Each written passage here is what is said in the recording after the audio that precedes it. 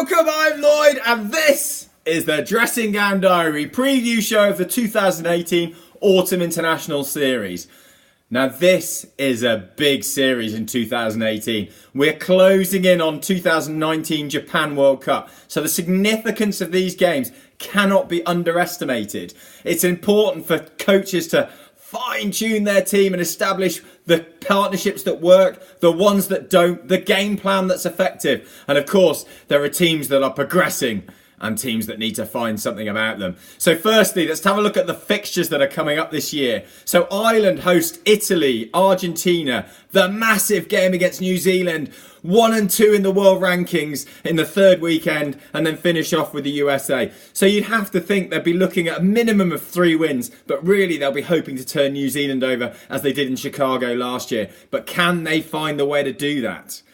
Scotland, they travel away to Wales, host Fiji, South Africa and Argentina. Minimum of 2 wins. They'll really be hoping to turn over Fiji, South Africa and Argentina in their home matches and find some kind of form in Cardiff. We'll come on to that in a minute. Wales host Scotland, Australia, Japan and South Africa. They will be looking at no less than 3 wins, ideally 4. England, though, they have the big challenges. They have the big 3 beasts from the Southern Hemisphere. They host South Africa, New Zealand, Japan and Australia. Pressure on Eddie Jones. Can he find a way to reignite the English team to find the way that they were winning massive, 17, whatever it was on the bounce, to now they're looking at 5 losses and a win in the last tour match against South Africa. So let's run through. I had a couple of questions come in. Ross Jackson asked who has the most to gain from this autumn series. Well, I think having looked at the fixtures there, Ireland will be expecting to push New Zealand exceptionally close, if not find a way to win, to really impose themselves as an opportunity, as a candidate, serious candidate for the World Cup. England have an opportunity to progress. They regressed in the Six Nations. They regressed against South Africa in the summer. So they'll be really looking to at least 2 wins as a minimum, probably looking at 3. They have to probably knock over 2 of South Africa, New Zealand, Australia to really have any chance of progression. Wales are 3rd in the world. Can they find a way of beating the Southern Hemisphere giants? Their record against Australia is appalling. Let's talk about Wales first off then. So the first game of the autumn series, their record since 2002 is played 12, drawn 1, lost 11 and only beaten Romania.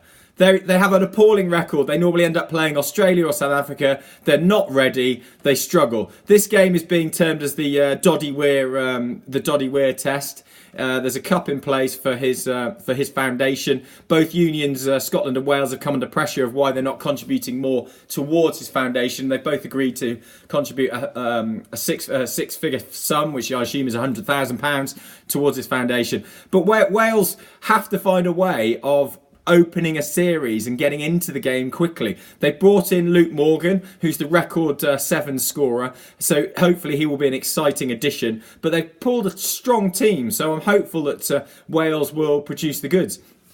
Scotland haven't won on the road against the Northern Hemisphere team for 18 matches. Their record is appalling. Admittedly, this is a slightly different scenario than a Six Nations game, but still, can Scotland find a way of actually winning on the road, apart from a situation where they play Italy?